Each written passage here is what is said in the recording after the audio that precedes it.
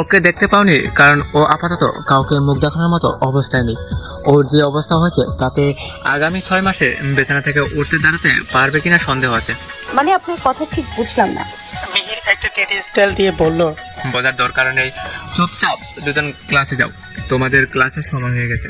মিহিরের কথা শুনে মায়া একটা পেন্সি কেটে ওখান থেকে ভেতরে চলে গেল। ওর পিছনে পিছনে তিশারাও চলে গেল। ওরা যেতে মিহিরের এক ফ্রেন্ড খানিকটা সন্দিহান কণ্ঠে বলল, আহির, মিহির ব্যাপারটা কি হলো একটু বুঝিয়ে বলবি প্লিজ?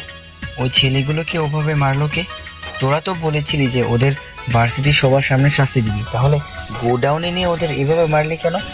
মিহির একটা দীর্ঘ শ্বাস ফেলে বলল, আরে আমরা ওদের মারিনি, আহান ভাইয়া ওদের সবার এমন অবস্থা করেছে। মিহিরের কথা শুনে ওর বন্ধু অবাক কণ্ঠে বলল, হোয়াট, আহান ভাইয়া ওদের মেরেছে? কিন্তু কেন? ভাইয়ের সাথে কি ওদের সাথে আগে থেকে কোনো শত্রুতা ছিল? আহির ফোঁস করে একটা নিঃশ্বাস ছেড়ে বলল, এগুলো জানলে তো হয়েই যেত। সকালে যখন আমি আর মিহির গোডাউনে গেলাম ওদের নিয়ে আসার জন্য, তখন গিয়ে দেখলাম ওরা সবাই হাত পা বাঁধা অবস্থায় অধর্মণ হয়ে মাটিতে পড়ে আছে। এদের এমন অবস্থা দেখে আমরা দ্রুত গিয়ে গার্ডদের জিজ্ঞেস করলাম এদের এভাবে কে মেরেছে। তখন গার্ডরা জানালো রাতে নাকি আহার নিজের পয়সার কমিউনিটি নিয়ে এখানে এসেছিল। তারপর সবাই মিলে ছেলেগুলোকে ইচ্ছে মতো মেরে এমন অবস্থা করে এদের মধ্যে একটা ছেলেকে নিয়ে এখান থেকে চলে গেছে।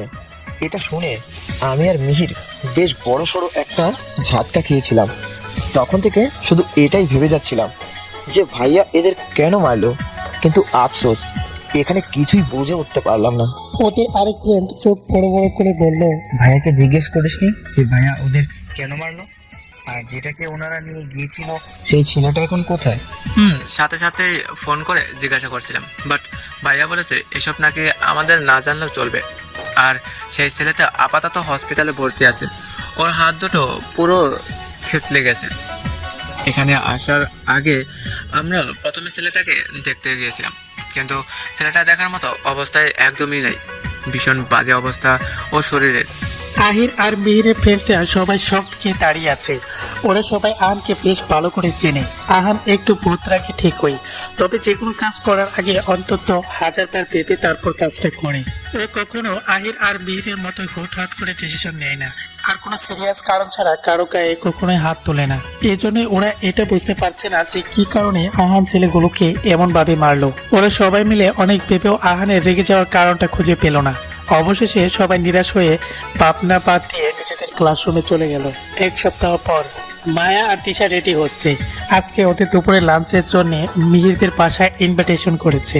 মিহিরের নানা ভাই নিজে এসে মায়া আর তিশাকে ওদের লাঞ্চ করার জন্য ইনভাইট করিয়েছে। ওরা দুজনে রেডি হয়ে বাসা থেকে বের হয়ে মিহিরের বাসার সামনে এসে কলিং বেল বাজালো। কলিং বেল বাজাতে সার্ভেন্ট এসে দরজা খুলে দিল। তিশা আর মায়া ধীর পায়ে বাসার ভেতরে প্রবেশ করলো। দেখলো ড্রয়িং রুমে সোফায় বসে মেঘ, অপি আর ওদের ফ্রেন্ডরা আড্ডা দিচ্ছে। ওদের সাথে সারিকা, সাইফা আর আলিশাও আছে। মায়া আর তিশাকে ভিতরে ঢুকতে দেখে সাইফা এসে মায়া আর তিশার হাত ধরে টানতে টানতে নিয়ে গিয়ে ওদের সোফার উপরে বসিয়ে দিল। ওরা গিয়ে বসতে মেঘ আর ওর ফ্রেন্ডরা তিশা আর মায়ের দিকে কপাল কুঁচকে তাকালো। তারপর মেঘ সাইফাকে উদ্দেশ্য করে বলল, এই মেয়ে দুটো কে সাইফা? ওরা আমাদের বাসায় কেন এসেছে? মেঘের এমন করে কথা বলা স্টাইলটা আলিশার একদমই পছন্দ হয় না। তারপরে ও কিছু না বলে চুপচাপ বসে রইল। সাইফা জোরপূর্বক একটা হাসি দিয়ে বলল, ওরা এই বাসার পেইং গেস্ট আপনি, আর তাছাড়া আমরা সবাই একই ভার্সিটিতে পড়ি, বলতে পারো ওরা আমাদের আপন বড় বোনের মতো। মেঘ মুখ পাকিয়ে বলল, তো পেন গেস্ট ভালো কথা, কিন্তু আমাদের বাসায় ওদের কাজ কি? ওরা এখানে কেন এসেছে? আলিশের ইচ্ছে করছে মেঘের গালে ঠাটিয়ে একটা চোর মারতে। ওর হোল লাইফে এমন অসভ্য মেয়ে আর একটাও দেখেনি। মানুষ কতটা জঘন্য হলে গেস্টের সাথে এমন অভদ্র ব্যবহার করতে পারে সেটা আলিশা ভেবেই পাচ্ছে না। শাড়িকে একটু গলা জোরে বলল, মেধাবী, আসলে দাদাভাই গিয়ে মায়া আপু আর তিশা আপুকে ইনভাইট করে এসেছে। আজকে দুপুরে ওরা আমাদের সাথে একসাথে লাঞ্চ করবে। মানে আজকের দিনের জন্য ওরা আমাদের গেস্ট হয়ে এখানে এসেছে। শাড়িকের কথা শেষ হতে মেঘ চোখে মুখে বিরক্ত চাপ ফেলে চাজালো কণ্ঠে বলল, ও গড, আর কি কি সহ্য করতে হবে কে জানে। শেষ পর্যন্ত কিনা বিজনেসম্যান আইজুর রহমানের মেয়েকে এদের মতো থার্ড ক্লাস মেয়েদের সাথে বসে খেতে হবে? অসম্ভব। আমি এটা কিছুতেই করতে পারবো না। মেঘের কথার মতে সিঁড়ি দিয়ে আহির, মিহির আর আহান, হিয়ান নেমে এলো। ওরা সিঁড়ি দিয়ে নামার সময় সবটা শুনে ফেলেছে। মীরা রহমানের কিচেন থেকে সবজির পাটি এনে ডাইনিং টেবিলে রাখতে রাখতে মেঘের কথাগুলো সব শুনে ফেলেছে। আলিশা এতক্ষণ চুপ করে বসে থাকলেও এবার ওর মেজাজ প্রচুর খারাপ হয়ে গেল। তাও ও নিজের রাগটাকে যথাসম্ভব সামলে রাখার চেষ্টা করে দাঁতে দাঁত চেপে বলল, এসব কোন ধরনের ব্যবহার মেঘনা? ওরা আপাতত আমাদের গেস্ট, তাই তোমার কোনো রাইট নেই আমাদের গেস্টকে এভাবে অপমান করার। এক্ষুনি সরি বলো, এক্ষুনি সরি বলো ওদের। মেঘ কর্কশ গলায় বলল, সরি মাই ফুট। এদের মতো থার্ড ক্লাস মেয়েদের আমি সরি বলবো? এদের তো আমার বাসার কাজের লোক হওয়ারও যোগ্যতা নেই। এদের মতো মেয়েদের দিকে তাকাতেও আমার ঘৃণা হয়, আর সেখানে সরি বলার তো প্রশ্নই আসে না। মেঘের কথা শুনে আহির আর মিহির ভীষণ রেগে গেল। এর জন্যই ওরা মেঘাকে একদম সহ্য করতে পারে না। মেয়েটার বড্ড বেশি টাকার অহংকার। এই অহংকারী অসভ্য মেয়েটা কি করে যে ওদের বোন হতে পারে সেটাই আজ অব্দি ওরা বুঝতে পারলো না। আহান চুপচাপ শান্ত দৃষ্টিতে মায়ের দিকে তাকিয়ে আছে। ও আপাতত মায়ের রিয়াকশন দেখার অপেক্ষা করছে। মেঘের সব কথা শুনে যদিও তিশা রেগে যাওয়ার উচিত ছিল, কিন্তু কেন যেন ওর পেট ফেটে হাসি আসছে। ওর ইচ্ছে করছে ফ্লোরের উপর গড়াগড়ি করে হাসতে, কারণ এই মেয়েটা আজম রহমানকে নিজের বাবা দাবি করে মাকে এতগুলো কথা শোনাচ্ছে। অথচ ওরা তো জানেই না যে যাকে ওরা অপমান করছে সেই একমাত্র আজম রহমানের মেয়ে, কলেজের টুকরা, যার চোখ থেকে এক ফোঁটা পানি গড়িয়ে পড়লে আজম রহমান মানুষ খুন করতেও দ্বিতীয়বার ভাবে না, যার মুখে হাসি ফোটানোর জন্য আজম রহমান সবকিছু করতে পারে, তাকে কিনা এই মেয়েটা থার্ড ক্লাস মেয়ে বলছে। মায়া এতক্ষণ মাথা নিচু করে বসেছিল। মেঘের কথা শেষ হতেই মায়া মাথা নিচু রেখেই বিদ্রুপে সুরে একটা হাসি দিয়ে বলল, মেঘনা মানুষের ড্রেস দেখে কখনো তার ক্লাস বিচার করতে আসবেন না, কারণ আজকাল আপন বা পর্যন্ত নিজের মেয়েকে সামনে দেখেও চিনতে পারে না, আর সেখানে জামা কাপড় দেখে মানুষ চেনাটা তো অসম্ভব ব্যাপার। কথাটা বলে মায়া পাকা চোখে মীরা রহমানের দিকে তাকালো। মায়ের কথা শুনে মীরা রহমানের বুকটা হুট করে কেমন যেন ধূপ করে উঠলো। ওনার মনে হচ্ছে ওনার বুকটা একদম শূন্য হয়ে গেছে। হঠাৎ করে কেন এরকম অনুভূতি হলো সেটা ওনার জানা নেই। মীরা রহমান কিছুক্ষণ থ মেরে দাঁড়িয়ে থেকে দ্রুত পায়ে আবার কিচেনের দিকে চলে গেল। মায়ের কথার প্রতি উত্তরে মেঘ আর কিছু বলার খুঁজে পেল না, তাই একটা ভ্যাক্সি কেটে ও চুপচাপ বসে ফোন স্ক্রল করতে লাগলো। আলিশা বিরক্তি মুখ করে বসে থেকে দাঁড়িয়ে কিচেনে চলে গেল। এখানে থাকলে কখন রেগে গিয়ে মেঘার কালে ঠাস করে একটি চোর বসিয়ে দেবে তার ঠিক নেই, তাই এখান থেকে চলে যাওয়াটাই চাই মনে করলো ও। আহান, হিয়ান, আহির, মিহির গিয়ে ডাইনিং টেবিলের চেয়ারে বসে পড়লো। সোফায় মেঘ বসে আছে, তাই ওরা ও থেকে আর আসলো না। এই মেয়েটাকে ওদের একদম অসহ্য লাগে, অতিরিক্ত বেয়াদব মেয়ে একটা। সবাই নিজেদের মধ্যে কথা বলায় ব্যস্ত ছিল। তখনই মায়ের ফোনে একটি কল আসে। ও ফোনে স্ক্রিনে তাকাতেই দেখলো ওর বাবাই ওকে ফোন করেছে। মায়া আশেপাশে একবার তাকিয়ে বসা থেকে দাঁড়িয়ে ব্যস্ত সুরে বলল, এক্সকিউজ মি গাইস, আমার একটা কল এসেছে, আমি কথা বলে একটু পরেই আবার তোমাদের সাথে জয়েন হচ্ছি। কথাটা বলে মায়া ফোনটা নিয়ে ড্রয়িং রুমের পাশে একটা বেডরুমে ঢুকে ব্যালকনিতে চলে গেল। সেখানে গিয়ে ও আর বাবার সাথে কিছুক্ষণ কথা বলল। কথা বলা শেষ হতে ফোনটা কেটে দিয়ে ঘুরে চলে আসবে, ঠিক তখনই কেউ নিঃশব্দে এসে ওর পিছনে দাঁড়ালো। এই ঘটনায় মায়া কিছুটা ভয় পেয়ে এক সাইডে সরে দাঁড়ালো। তারপর মায়া মাথা উঠিয়ে তাকাতে দেখতে পেল ওর সামনে আহান দাঁড়িয়ে আছে। আহান মায়ের দিকে তীর পায়ে এগিয়ে যেতে যেতে বলল, কার সাথে কথা বলছিলে? আর ওখান থেকে ফোনটা নিয়ে এখানে এসে কি কথাই বা বলছিলে? মায়া পিছাতে পিছাতে বলল, এগুলো একান্তই আমার ব্যক্তিগত ব্যাপার, তাই আমি এসব আপনাকে বলার প্রয়োজন মনে করছি না। কথাটা বলে মায়া পিছিয়ে যেতে যেতে দেয়ালের সাথে ওর পিঠটা ঠেকে গেল। আহান মায়ের একদম কাছে গিয়ে মায়ের দুপাশে দেয়ালের সাথে হাতে ভর দিয়ে দাঁড়িয়ে ওকে তো হাতে মাঝখানে আপাত করে ফেললো। তারপর মায়ের চোখে চোখ রেখে বলল, তোমার ব্যক্তিগত ব্যাপার বলতে কিছুই নেই, বুঝেছো সোনা পাখি? তোমার সমস্ত ব্যক্তিগত ব্যাপারগুলো এখন থেকে আমার, কারণ তুমি মানুষটাই তো সম্পূর্ণ আমার। মায়া একদম দেয়ালের সাথে মিশে দাঁড়িয়ে আছে, ওর হার্ট চড়ে চড়ে পিট করছে। মায়া শুকনো একটা টুকিলে বলল, দেখুন আপনি কি বলছেন, আপনার কথা আমি কিছু বুঝতে পারছি না, প্লিজ আমার সামনে থেকে সরুন, আমি ভেতরে যাব। আহান মায়ের দিকে আরেকটা চোখে এক হাত দিয়ে ওর গালে স্লাইড করতে করতে বলল, ওকে, বুঝতে না পারলে সমস্যা নেই, তোমাকে সবকিছু ভালোভাবে বোঝানোর জন্য আমি আছি তো। মায়ের চোখ খিচে বন্ধ করে দাঁড়িয়ে আছে, ওর সারা শরীরে একদম বরফ জমে গেছে। আহানের স্পর্শে ও বারবার কেঁপে উঠছে। আহান এক হাত দিয়ে মায়ের গালে স্লাইড করতে করতে অন্য হাত মায়ের কোমরে রেখে ওকে একদম নিজের সাথে মিশিয়ে নিল। মায়ের চোখ বন্ধ করে মাথা নিচু করে আছে। আহানের এতটা কাছে এসে ওর একদম দম আটকে আসছে। আহান মায়াকে ওভাবে ধরে রেখে নিজের প্যান্টের পকেট থেকে একটা টিস্যু বের করে সেটা দিয়ে মায়ের ঠোঁটের লিপস্টিকগুলো মুছে ফেললো। তারপর টিস্যুটা হাত থেকে ফেলে দিয়ে মায়ের কানের কাছে এসে লো ভয়েসে বলল, তুমি এমনিতেই দেখতে একদম স্নিগ্ধ পরীর মতো মায়া পাখি, তাই তোমার সাজার কোনো প্রয়োজন নেই। আর বাইরের লোকদের সামনে তো ভুলেও সাজবে না, কারণ তাহলে লোকদের বদ নজর লেগে যাবে তোমার উপর। আহানের কথা শুনে মায়া দ্রুত চোখ খুলে আহানের দিকে তাকালো। আহান মায়ের দিকে তাকিয়ে দুষ্ট একটি হাসি দিল। মায়া লজ্জা পেয়ে এদিক ওদিক তাকাতে লাগলো। মায়া ভাবতেই পারছে না ও এতক্ষণ একটা ছেলের কাছে দাঁড়িয়ে আছে। লজ্জায় মায়ের নাকের টোকা একদম লাল হয়ে গেছে। আহান মায়ের ব্যাপারটা বুঝতে পেরে ওকে ছেড়ে দিল। আহানের থেকে ছাড়া পেতে মায়া দৌড়ে রুমে চলে গেল। আহান রেলিং এর সাথে হেলান দিয়ে দাঁড়িয়ে প্যান্টের পকেটে দু হাত ঢুকিয়ে বিড়বিড় করে বলল, পালাচ্ছ? পালাও, তবে একবার যখন তোমাকে হাতের নাগালে পেয়েছি তখন এত সহজে তো তোমাকে কোথাও যেতে দিব না। তোমাকে এত দূর অব্দি নিয়ে আসার জন্যে অনেক সাধনা করেছি, এবার শুধু তোমাকে নিজের করে পাওয়ার পালা। দুপুর 2:30 লাঞ্চ করার জন্য ডাইনিং টেবিলে বসে আছে সবাই। মীরা রহমান আর আলিশা মিলে সবাইকে খাবার সার্ভ করছে। আজকে সব মেঘের পছন্দের খাবার রান্না করা হয়েছে। মীরা রহমান প্রত্যেকবারই মেঘের সব পছন্দের খাবার রান্না করে, কিন্তু আফসোস মেঘ একবারও ছোটবেলার মতো সেই খাবারগুলো তৃপ্তি ভরে খেতে পারে না। কিন্তু তাতেও মীরা রহমান হাল ছাড়ে না।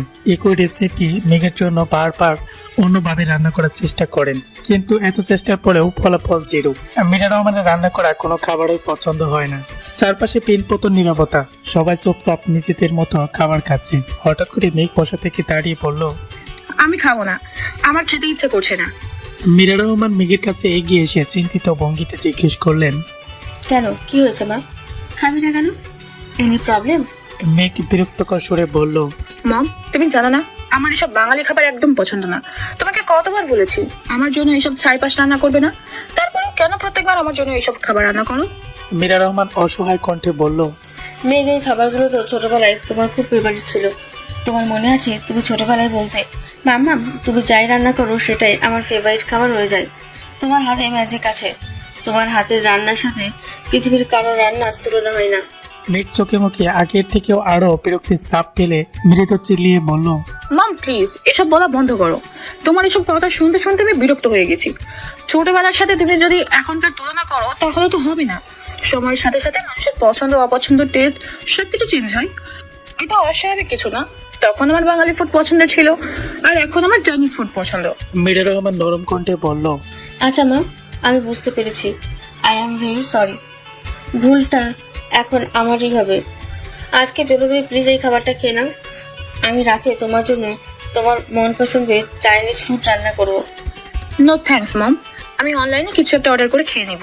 এইটুকু বলে মেঘ কার করিয়ে মায়া আর দিশার দিকে তাকিয়ে বিদ্রুপ সুরে বলল, এসব খাবার তুমি তোমার এই স্পেশাল গেস্টদের খাওয়াও। ওরা জীবনে কখনো এসব খাবার চোখে দেখেছে বলে তো মনে হয় না। কথাটা বলে মেঘ হন হন করে সিঁড়ি পেয়ে উপরে চলে গেল।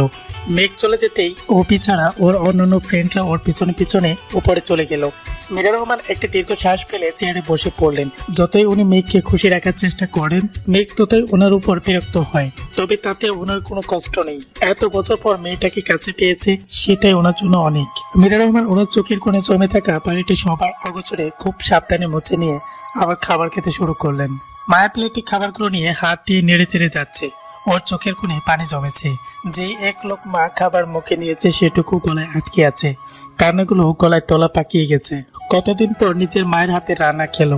ছোটবেলায় নিজের পছন্দের খাবারগুলো খাওয়ার জন্য মায়ের কাছে কত শত আবদার করতো, আর ওর মা রান্না করে ওকে নিজের হাতে যত্ন করে খাইয়ে দিত।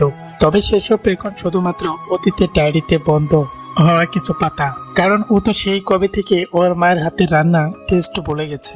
মিহির চুপচাপ নিজের মতো খাচ্ছিল। খেতে খেতে ওর হঠাৎ মায়ের দিকে চোখ পড়লো। দেখলো মায়া খাবার না খেয়ে হাত দিয়ে নেড়ে চেড়ে যাচ্ছে। মিহির মা থেকে কিছুক্ষণ ভ্রু কুঁচকে তাকিয়ে থেকে সালাদের বাটি থেকে একটা লেবুর টোকা নিয়ে মায়ের দিকে ছুঁড়ে মারলো। লেবুটা গিয়ে সোজা মায়ের কপাল বরাবর পড়লো। আচমকা এমনটা হওয়ায় মায়া খানিকটা লাফিয়ে উঠলো। ও বিরক্তি দৃষ্টিতে মিহির দিকে তাকালো। মিহির পুরোনা চেয়ে বলল, কি হলো, খাচ্ছ না কেন? তোমারও কি বাঙালি খাবার অপছন্দের নাকি? অপছন্দের হলে বলতে পারো, তাহলে তোমার জন্য চাইনিজ খাবারের অর্ডার দিতে পারি। মেয়েদের কথা শুনে সবার মায়ের দিকে দৃষ্টি নিক্ষেপ করলো। মায়ের দীর্ঘ শ্বাস ফেলে হালকা মলিন একটা হাসি দিয়ে বলল, না, বাঙালি খাবার আমার অপছন্দের না, তবে এসব খাওয়া অভ্যাস আমার নেই। এসব খাওয়ার অভ্যাস নেই মানে। তাহলে এতদিন কি খেয়ে বেঁচেছিলে? আলু আর বাতাস? মায়া মলির মুখে আলতু হাসলো, তারপর মিহিরের দিকে তাকিয়ে নরম কণ্ঠে বলল, আমার তো মা নেই, তো এরকম টেস্টি টেস্টি রান্না খাওয়ানোর মতো কেউ ছিলই না। বাবাই সারাদিন ব্যস্ত থাকতো, তারপর যখন সারাদিন কাজ করে রাতে বাড়িতে ফিরতো তখন আমার জন্য পাস্তা অথবা নুডলস করে দিত। দুই বাবা মেয়ে মিলে সেটা দিয়েই ডিনার কমপ্লিট করতাম। বাবাই আর অন্য কোনো রান্না করতেই পারতো না। অবশ্য আমার জন্য অনেকবার রান্না শেখার চেষ্টা করেছিল, কিন্তু হাজার চেষ্টা করেও রান্নাটা আর বাবাইয়ের দ্বারা শেখা হয়নি। এইটুকু বলে মায়া ঠোঁট প্রসারিত করে হাসলো। সবাই অবাক হয়ে মায়ের কথা শুনছে। মায়া আবারও বলল, বড় হওয়ার পর আমি বাবাইকে না বলে চুপি চুপি রান্নার ক্লাসে জয়েন করেছিলাম। পুরো 6 মাস লেগেছিল বাঙালি রান্না শিখতে। একদিন বাবাইকে সারপ্রাইজ দেওয়ার জন্য বাবাইয়ের সব ফেভারিট ফুড রান্না করেছিলাম, কিন্তু যখন এই খাবারগুলো বাবাইকে সার্ভ করলাম উনি আমার উপর ভীষণ রেগে গিয়েছিলেন। সেদিন প্রথমবার বাবাই আমাকে অনেক বকা দিয়েছিলেন, বলেছিলেন আমি আর কখনো যেন এই খাবারগুলো ওনার জন্য রান্না না করি। উনি ওনার পছন্দের খাবারগুলো আবার সেদিনই খাবেন যেদিন ওনার স্ত্রী আবার ওনাকে ওইগুলো রান্না করে খাওয়াবেন। আমি সেদিনের পর থেকে আর কখনো কিচেনে ঢুকিনি। বাবাইয়ের প্রতি ভীষণ অভিমান হয়েছিল, তাই কখনো আর রান্নার চেষ্টা করিনি।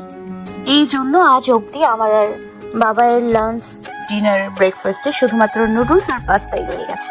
সবাই মায়ের দিকে অবাক দৃষ্টিতে তাকিয়ে আছে। মেয়েটা কথাগুলো হাসি মুখে বলেও যেন ওর চোখে পানি চিকচিক করছে। অবশ্য করবেই না বয়ান কেন? একটা বাচ্চা মাকে ছাড়া বড় হয়ে ওঠা কতটা কষ্টের সেটা যার মা নেই সে একমাত্র বোঝে। মীরা রহমান চোখের কোণে পানি জমেছে। কেন যেন ওনার মায়াকে একটা বার জড়িয়ে ধরে আদর করে দিতে ইচ্ছে করছে, কিন্তু নিজের সকল ইগুর কাছে মায়াকে কাছে টানার ইচ্ছেটাই নিমিষে চাপা পড়ে গেল। মায়া একটা লম্বা শ্বাস ফেলে বসা থেকে দাঁড়িয়ে উঠলো, তারপর হাতটা ধুয়ে কোনো দিকে না তাকিয়ে মেন দরজা দিয়ে বের হয়ে গেল। আহির তড়িঘড়ি করে বলল, এ কি, ও তো কিছু না খেয়েই চলে গেল। তিশা হাত দিয়ে বসা থেকে উঠে দাঁড়াতে দাঁড়াতে বলল, পুরোনো স্মৃতিগুলো মনে পড়ছে তো, তাই এখন আর শত চেষ্টা করলে ওকে কিছু খাওয়ানো যাবে না। কথাটা বলে তিশাও মায়ের পিছু পিছু ফ্ল্যাট থেকে বের হয়ে গেল। ওদের যাওয়ার দিকে তাকিয়ে আছে মীরা রহমান। ওদের যাওয়ার দিকে তাকিয়ে মীরা রহমান একটি দীর্ঘ শ্বাস ফেললেন। কোথায় ভেবেছিলেন সবাই মিলে একসাথে লাঞ্চ করবে আর আড্ডা দিবে, কিন্তু সব কেমন যেন অগোছালো হয়ে গেল। যেভাবে প্ল্যান করেছিলেন সেসবের কিছুই হলো না, উল্টে সবার মন মেজাজ খারাপ হয়ে গেল। সকাল 11টা। ক্লাসের বাইরে করিডোর দিয়ে ফোনে কথা বলতে বলতে হাঁটছিল আর সফট ড্রিঙ্ক খাচ্ছিল মিহির। রাগে মিহিরের চোখ মুখ সব লাল বর্ড ধারণ করে আছে। একটু আগে কয়েকটা ছেলেকে ভার্সিটির পিছনে কার্টেন এরিয়াতে নিয়ে গিয়ে খুব মেরেছে, কারণ ছেলেগুলো ভার্সিটির অন্যান্য স্টুডেন্টদের কাছে ড্রাগস বিক্রি করছিল। বেশ কিছুদিন ধরেই ছেলেগুলো চুপি চুপি এসব কাজ করে যাচ্ছিল।